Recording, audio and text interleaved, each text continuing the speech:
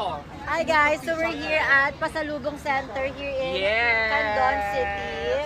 Ayan, so this one is ano to ma? Corny. Cornic. So what's ano My pinaka-the flavor best? yan.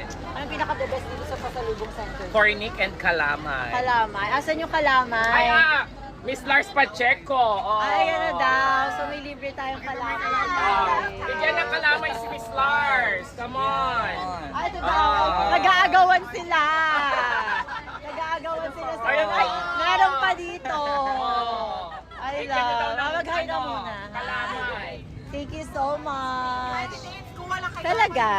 Dalawa? Thank you. So you have Cornic and Calamay Bigyan niyo here si in Miss Pasalubong Barbie. Center. Okay. Ano ba to? Hi! Gusto mo mao sa'yo? Hello! So mga besh, maganda ang bigayan. Nakadami tayo today. Hi ka naman. Ayan. So nakadami tayo, may giveaway. Thank you po mga ate. Love you all. So nandito tayo sa Pasalubong Center dito sa Candon City. Kung kayo ay mapupunta dito sa Candon, do you make sure na dadaan kayo dito para bumili ng mga pasalubong nila. So let's go!